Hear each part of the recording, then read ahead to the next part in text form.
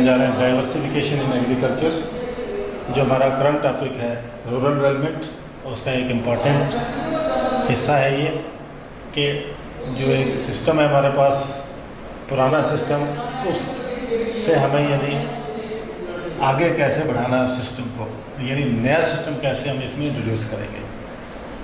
तो उसी के सिलसिले में आज हम पढ़ेंगे diversification in agriculture. Diversification means different types of crops जो है अपने फील्ड में उगा सकें। तो different diversification is the emerging challenge in the context of rural development.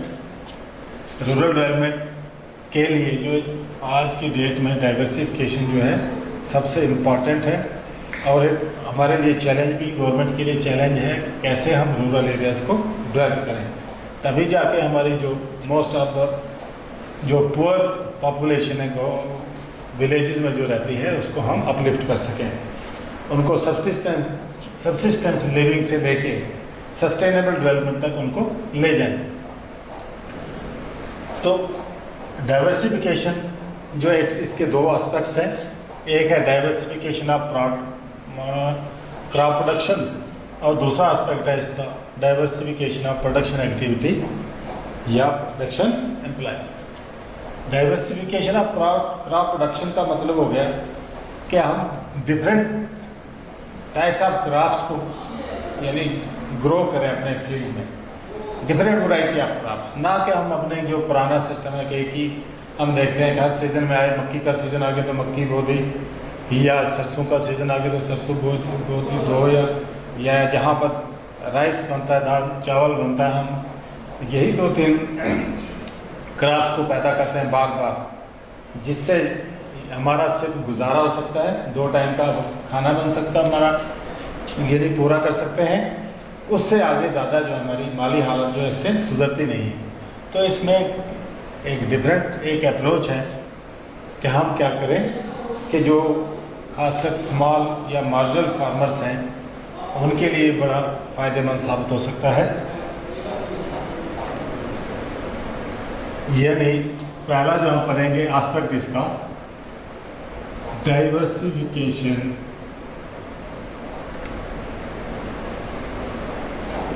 Of crop production.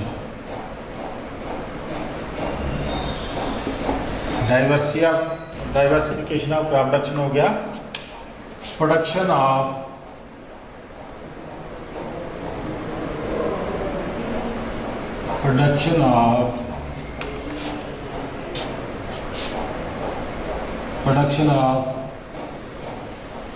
different variety of crops rather than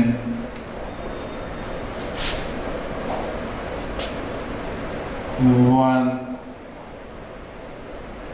specified crop।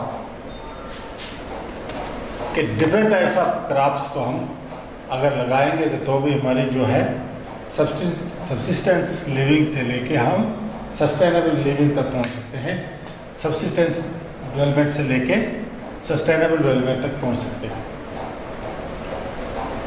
यानी single cropping system से हम मल्टी क्रॉपिंग सिस्टम की तरफ कहेंगे। जो हमारा सिंगल क्रॉपिंग सिस्टम, तो जब हम डाइवर्सिफिकेशन इसमें कहते हैं तो इसका मतलब है हम मल्टी क्रॉपिंग सिस्टम की बात कर रहे हैं। मल्टी क्रॉपिंग सिस्टम यानी डिफरेंट वैरायटी ऑफ क्रॉप्स हम अपने खेतों में तैयार करेंगे। किस बेस पे तैयार करेंगे डिफरेंट, हमें लगेगा कि जिससे हमें ज़्यादा इनकम हो सकती है। हो सकता है जो हमारा सिंगल क्रॉपिंग सिस्टम है उसमें हम सिर्फ 2 वक्त का गुजारा कर सकते हैं, लेकिन जब हम उसकी जगह दूसरी जो कोई कमर्शियल क्रॉप्स हैं, ऐसी क्रॉप्स हम ये नहीं पैदा करें अपने खेतों में जिससे हमें ज़्यादा इनकम हो, ज़्यादा हमारी माली हालत जो है सुधर सके। यानी हम देखते हैं कि अगर मार्केट में हम देखते हैं कोई चीज़, जैसे आज की डेट में हार्टिकल्चर का बहुत ज़्यादा जोर है, इसमें फ्रूट्स वगैरह पे ज़्यादा जोर दिया जा रहा है, वेजिटेबल्स पे ज़्यादा जोर दिया जा रहा है, या और बहुत सारे जो मेथड है जिससे हमें कैश क्रॉप मिल जाता है। फ्लावर्स पे ज़्यादा जोर दिया जा रहा है कि जितने जो हमारी फसल आती है उससे जब हम मार्केट में बेचते हैं तो ज़्यादा पैसा आता है, जबकि क्रॉप अगर कोई हम ये जो कमर्शियल यानी क्रॉप्स की जगह अगर हम कोई सिंगल क्रॉप जो रूटीन ट्रेडिशनल क्रॉप जो हम लोग उगाते हैं अपने खेत में, उसके मुकाबले में हमें यानी डिफरेंट क्रॉपिंग सिस्टम से ज़्यादा फायदा हो सकता है। यानी डाइवर्सिफिकेशन क्या हो गया? डाइवर्सिफिकेशन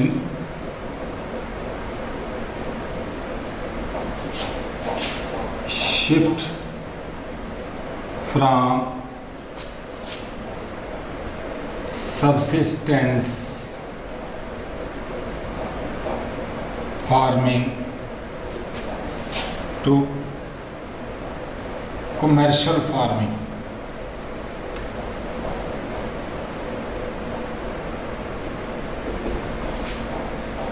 कि ये नहीं कि दो वक्त का अपना गुजारा करने के लिए हम ऐसे काम करते रहें जो ट्रेडिशनली यानी हमारे जो बाप दादा से चल करते आगे हैं वही हम भी आगे अपनाएं। लेकिन आजकल जो कंपटीशन की दौर में कि एक दौर था कि जब कोई इकानमी का कोई कंपटीशन है तब किसी आदमी का एक दूसरे आदमी का दूसरे के साथ कोई कंपटीशन नहीं, एक एरिया का एक रीजन का एक कंपटीशन दूसरे के साथ नहीं, एक दूसरे को जानते तक नहीं थे, कहीं दूर की ज़्यादा खबर नहीं थी। लेकिन आज की डेट में जब हमें पता है कि दुनिया का हर एक देश की खबर सेकेंडों में हर एक आदमी के पास पहुंच जाती है। वहाँ पर क्या हो रहा है कि अगर अमेरिका में कोई काम अच्छा हुआ तो उसकी खबर अभी हमारे पास पहुँच सकती है।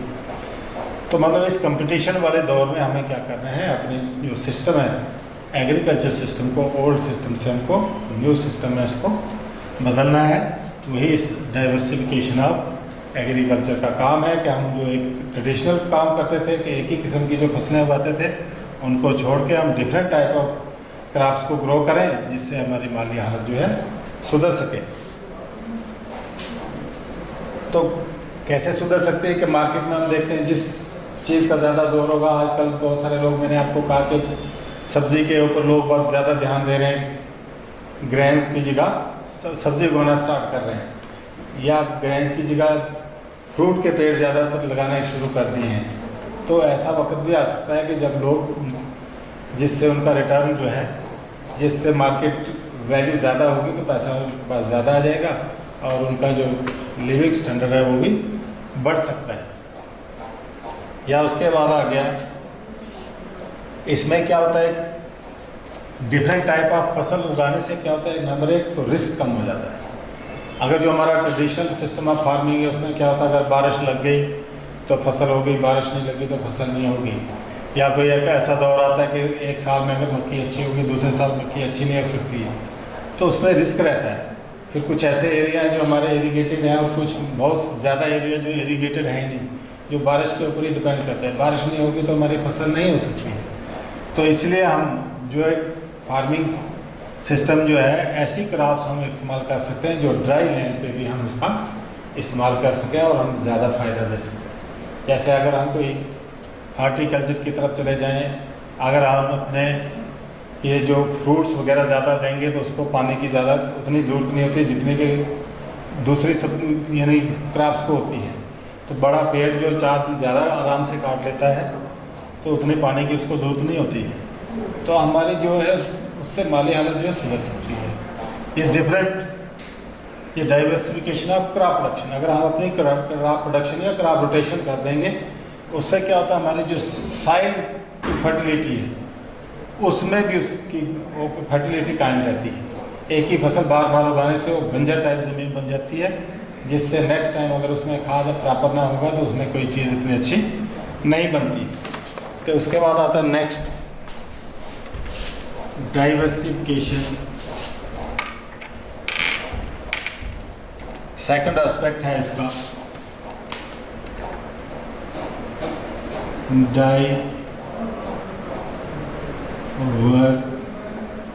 डाइवर्सिफिकेशन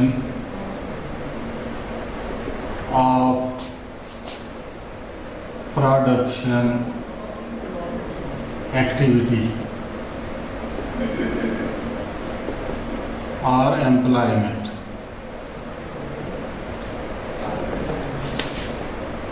दूसरा सेकंड आ गया इसका, इसका मतलब हो गया shift from, second aspect of जो है diversification, shift from crop farming to non crop farming. हमारी इनकम जो है और बढ़ सकती है कैसे, अगर हम अपना जो क्रॉप फार्मिंग से दूसरे नॉन क्रॉप फार्मिंग की तरफ अगर अपने आप जो काम शिफ्ट कर दें।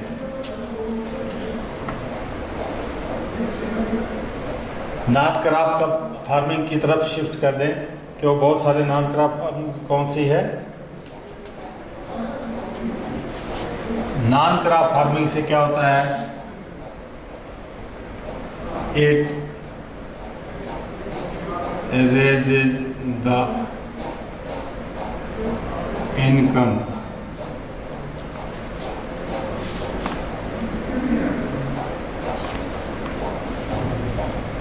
as well as stabilizes it।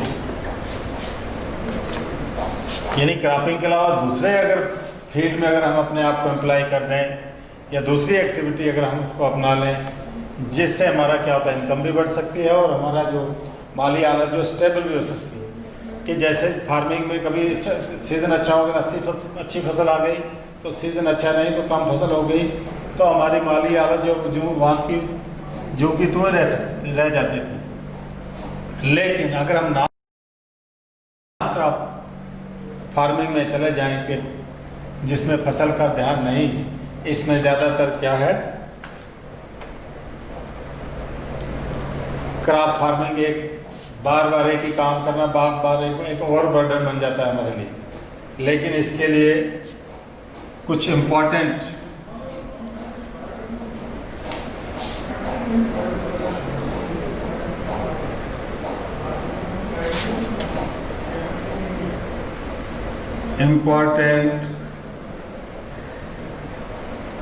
areas of non-farming production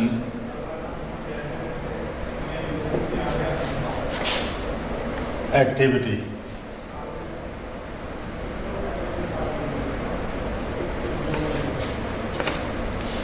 के इम्पॉर्टेंट एरियाज कौन कौन से हैं इसमें नॉन फार्मिंग एक्टिविटी में। सबसे पहले आता है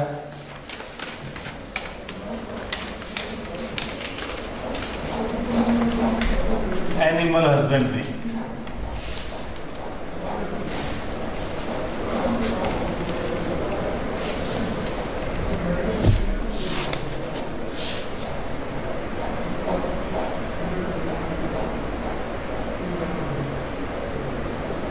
important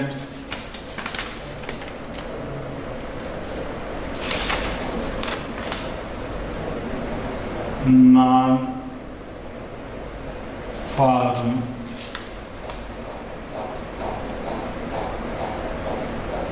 production activities।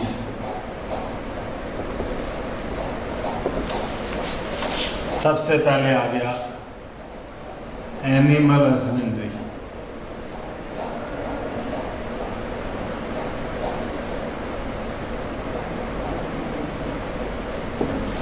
Animal husbandry जो है ये सबसे इम्पॉर्टेंट नॉन फार्म एक्टिविटी है, एम्प्लॉयमेंट है। अगर एक आदमी जो है, एक ज़मींदार जो अपना काम किस तरफ शिफ्ट कर दे, एनिमल हस्बेंड्री की तरफ। एनिमल हस्बेंड्री हो गया कि जो हम माल मवेशी को पालना, जो डिफरेंट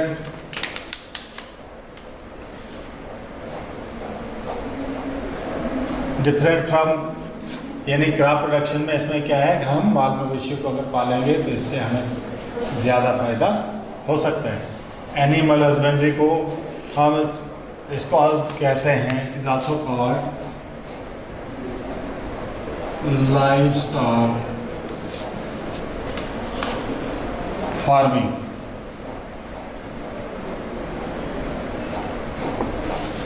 एनिमल हस्बेंड्री को लाइव स्टॉक फार्मिंग भी बोलते हैं। लाइव स्टॉक फार्मिंग में आ जाता है, हमारे पास आ जाएगा पोल्ट्री,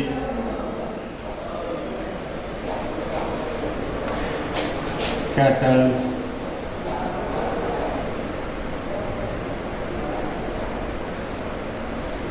शीप, गोट, एट्सेट्रा। यानी एनिमल हस्बेंड्री में जितने भी लाइव स्टॉक हैं, जो जानवर हम पालते हैं, उसमें कौन कौन से आ गए? एक आ गया पोल्ट्री, मुर्गे वगैरह जो पालने का काम है, या कैटल, मवेशिया का गाय भैंस पालना, या शीप या बकरियां, भेड़ बकरियां पालना, ये लाइव स्टॉक फार्मिंग में आता है। और ये आज की डेट में सबसे इम्पोर्टेंट सोर्स ऑफ इनकम है कि आप देखते हैं कि एनिमल हस्बेंड्री में अगर हम अपने आप जो क्रॉप फार्मिंग की छोड़कर इसकी तरफ अगर अपना काम करेंगे, कि अगर हम एक डेयरी खोल लेते हैं तो डेयरी से हमें क्या आएगा? दूध मार्केट में बेचेंगे जिसकी डिमांड बहुत ज़्यादा है, और आजकल जिसका रेट भी ऐसा है कि 40 से 50 रुपये किलो के हिसाब से भी आ जाता है। 1 किलो दूध की कीमत 40 से 50 रुपये। और अगर हमारे पास ये आ गया मिल्क, अगर हम इसका घी बनाते हैं तो घी भी 500 to 600 रुपये जो पर केजी बिकता है। अगर हम इसको लार्ज स्केल पे अपना लें तो ये भी एक बड़ा अच्छा सोर्स ऑफ इनकम बन सकता है। पोल्ट्री, कैटल, गोट, शीप और इम्पोर्टेंट, यानी एनिमल हस्बेंड्री के ये इम्पोर्टेंट कंपोनेंट आ गए। उसके बाद आता है तो हमने ये भी देखा है कि आजकल गांव में, यानी पुराने ज़माने से हमारे साथ है कि ये क्रॉप फार्मिंग ही नहीं है, मिक्स हमारे पास ये चल रहा है कि हम माल मवेशी के साथ साथ यानी क्रॉप फार्मिंग और एनिमल हस्बेंड्री साथ साथ लेके चल रहे हैं।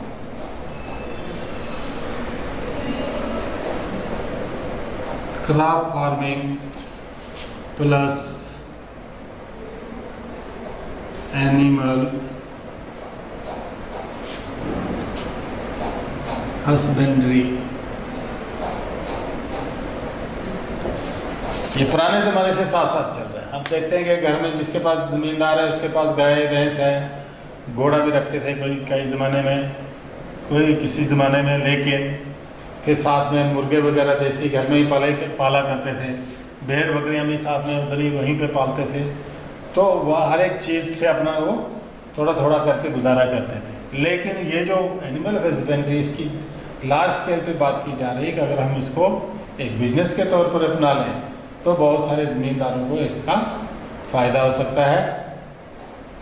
यानी जो क्रॉप फार्मिंग में इनकी अपना गुजारा उतना अच्छा नहीं होता था, क्रॉप फार्मिंग के साथ साथ अगर ये काम भी अपना खोला जाए तो हमारी सोर्स ऑफ इनकम जो है बढ़ सकता है।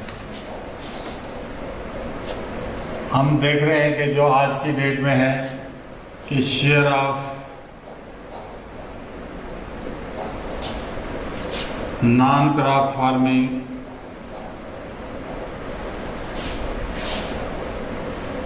Is increasing day by day. Crop farming से नॉन क्रॉप फार्मिंग की तरफ इसका हिस्सा जो है बढ़ता ही जा रहा है। अब जो लोग पहले ज़्यादा सिर्फ क्रॉप पे, फसल पे ही ध्यान देते थे, अब सोर्स ऑफ इनकम बढ़ाने की तरफ ध्यान दे रहे हैं और नॉन क्रॉप की तरफ अपना काम शिफ्ट कर रहे हैं। क्योंकि कुछ ऐसे एरियाज हैं लोगों के पास जहाँ पर फसल इतनी अच्छी नहीं उगाई जा सकती।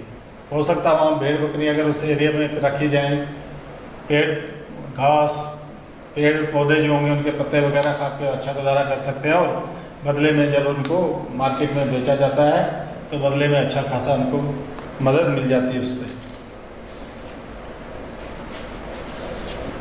तो इससे एक तो हमारा काम भी चला गया, एक समझ लो एक किस्म की नौकरी भी मिल गई।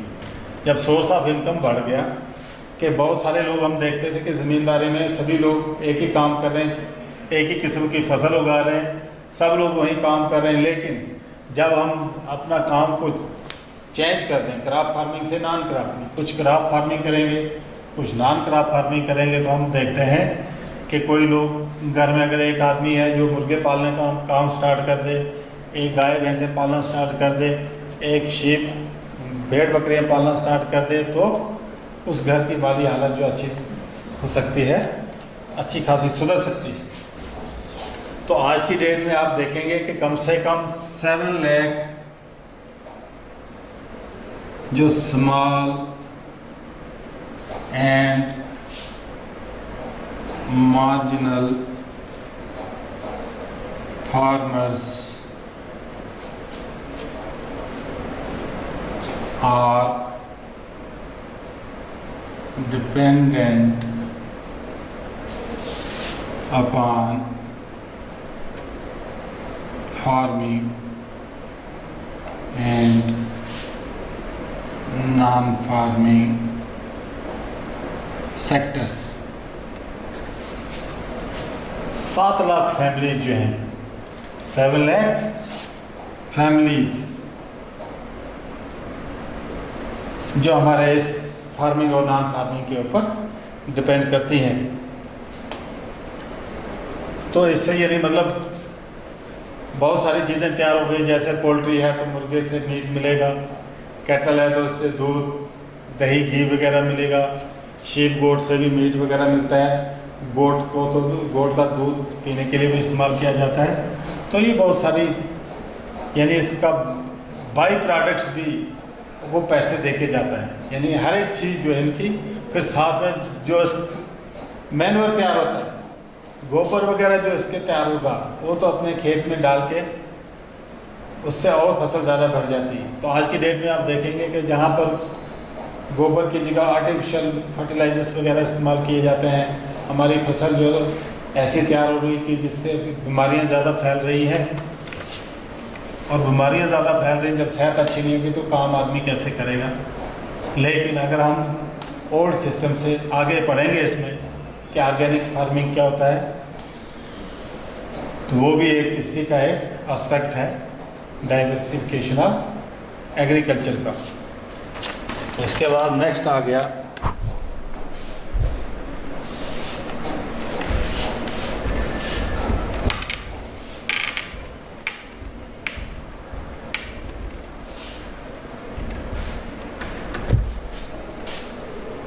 नेक्स्ट एक्टिविटी एनिमल हस्बेंड्री के बाद हम देखेंगे तो फिशरीज।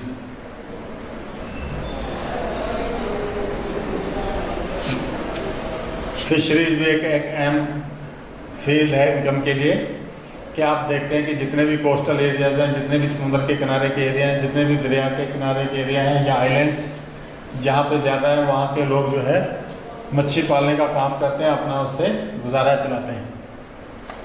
तो मोस्ट आप देखते हैं कि बहुत सारी जो स्टेट्स हमारे जैसे है केरला, महाराष्ट्र,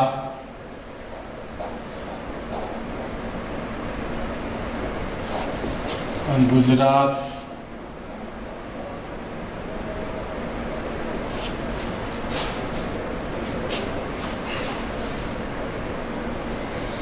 तमिलनाडु, वेस्ट बंगाल,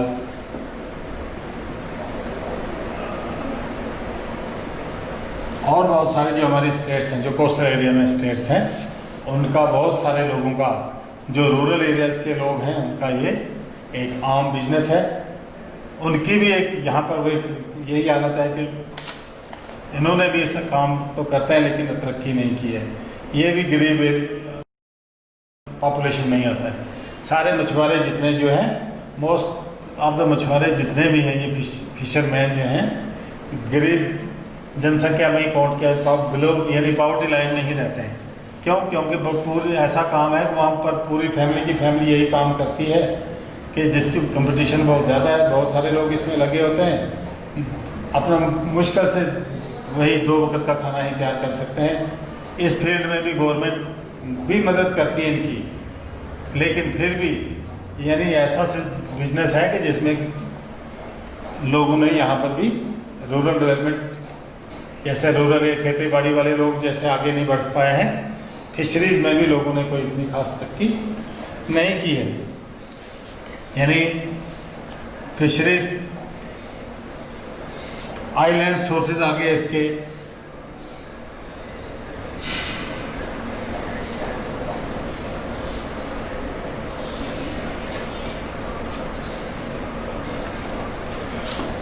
और मैरीन सोर्सेज।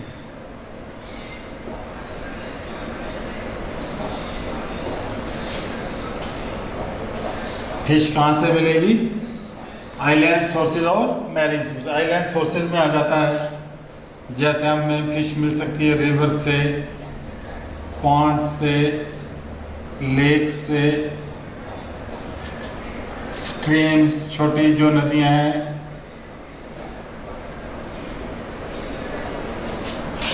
ये बहुत सा सोर्स जो है आइलैंड सोर्स। मैरीन सोर्स आ गया, ये तो लार्ज स्केल पे ले आते हैं, सीज एंड ओशंस। यहाँ से ये बहुत सारी मछली वगैरह पाई जाती है, तो लोग यहाँ पर इसके ऊपर गुजारा वगैरह करते हैं, यानी अपना 2 वक्त के खाने का जुगाड़ करते हैं। इसमें बड़ा सारा रिस्क भी रहता है, कभी कभार समुद्र में फ्लड होता है तो, लेकिन मजबूरी से उनको अपनी कमाई के लिए, दिन का खर्चा बनाने के लिए तो समुद्र में जाना पड़ता है। यहाँ तक कि बहुत सारे लोग अपनी जान को भी गंवा बैठते हैं, इमरजेंसी यानी फ्लड वगैरह जब आ जाए तो बीच में फंस जाते हैं। तो ये लोग भी जो है फिशरीज डिपार्टमेंट में काम करने वाले भी ज़िम्मेदारी की तरह शाहूकारों से उधार लेके यानी कर्जे में ही डूबे रहते हैं। तो बहुत गवर्नमेंट तो मदद भी करती है, सब्सिडी वगैरह भी देती है, लेकिन फिर भी इसमें फील्ड में भी यानी अगर आप भी कोई अपना लेगा, आजकल तो बहुत सारी स्टेट्स ऐसे हैं जहाँ पे आर्टिफिशियल पॉन्ड्स बना के लोग अपना मछली पालन का काम कर रहे हैं। हमारे रामबन में भी बहुत सारी जगह लोगों ने ये काम शुरू किया है कि जिससे वो अपना जो यानी एक यहाँ पे टेक्निक इस्तेमाल करेगा, कोई अच्छी वैरायटी फिश की इस्तेमाल करेगा, अच्छी गाइडेंस डिपार्टमेंट की तरफ से, फिशरीज डिपार्टमेंट से उसको मिलती रहे, तो इसमें अच्छा खासा मुनाफा जो आदमी कमा सकता है और अपनी अच्छी ज़िंदगी गुजार सकता है। फिशरीज के बाद आ गए यहाँ पर हॉर्टिकल्चर, नंबर 3 आ गया हॉर्टिकल्चर।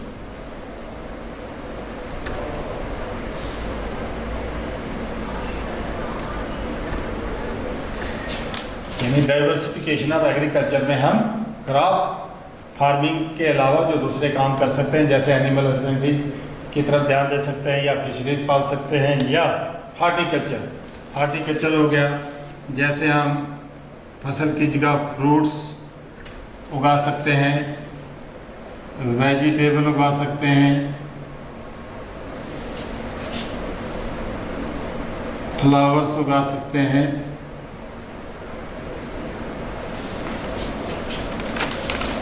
तो आज की डेट में आप देखेंगे अगर अच्छा फ्रूट होगा तो मार्केट में अच्छी वैल्यू आ सकती है। वेजिटेबल्स की बहुत सारी मार्केट में डिमांड है जो पूरी नहीं होती है, तो जो लोग वेजिटेबल्स उगा रहे हैं आज की डेट में वो भी अच्छा खासा पैसा कमा रहे हैं। फ्लावर्स तो हमारे छोटी जगह पे फ्लावर्स की इतनी वैल्यू नहीं, लेकिन सिटीज़ में फ्लावर्स की इतनी डिमांड है कि इनको पूरा करना मुश्किल हो जाता है। तो जो लोग फ्लावर्स में अपना काम शुरू कर रहे हैं उसमें भी वो बहुत ज़्यादा पैसा कमा रहे हैं और अपना जो जिन्हें इनकम बढ़ रही है, स्टैंडर्ड ऑफ लिविंग भी उनका बढ़ रहा है। तो उसके बाद हॉर्टिकल्चर के यानी और बहुत सारे फायदे हैं। या cottage and house hold sector,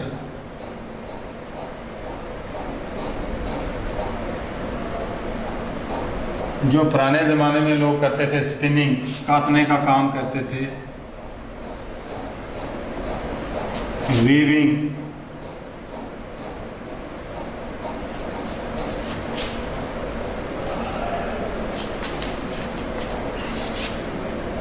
यानी डाइंग, ऐसा काम जो करते थे लोग, इसमें भी पहले अच्छा पैसा कमाते थे। लेकिन जब से ये टेक्नोलॉजी, मॉडर्न टेक्नोलॉजी आ गई है, तो इस फील्ड में लोगों का जो इतना फ़ायदा, जो यानी उतना इनकम इससे नहीं है। लेकिन अगर जिसका हाथ की सफाई अच्छी है, जिसका काम अच्छा है, तो इस सेक्टर में भी यानी ये क्रॉप फार्मिंग की जगह इसको भी इस्तेमाल करके ज़्यादा मुनाफा कमाया जा सकता है। तो ये बहुत सारे सेक्टर्स हैं। जैसे रूरल डेवलपमेंट के लिए हम बात कर रहे थे कि बहुत सारे लोग अगर चाहें और साथ में गवर्नमेंट उनको मदद करे, अगर सही इंफॉर्मेशन उन तक पहुंच जाए, डिपार्टमेंट जो एक्टिव हो जाए, तो रूरल एरियाज़ की जो माली हालत है वो सुधर सकती है और हमारे देश से जो एक सबसे बड़ी परेशानी है, गरीबी, वो दूर हो सकती है। तो इसलिए कि रूरल एरियाज में हमारी जो पॉपुलेशन सबसे ज़्यादा है, जिसकी वजह से वो जो ज़्यादा पॉपुलेशन होने की वजह से और कम डेवलपमेंट होने की वजह से गरीबी बढ़ती जा रही है। तो हमारी पूरी ओवरऑल जब इकॉनमी की बात होती है, जब हमें कोई डेवलप्ड नेशंस की गिनती में बारी आती है, तो हम उस वक्त डेवलप्ड नेशन की गिनती में नहीं आते, फिर एक पुअर कंट्री की गिनती में हमें शामिल किया जाता है। तो ये था आपका रूरल डेवलपमेंट। इसके बाद नेक्स्ट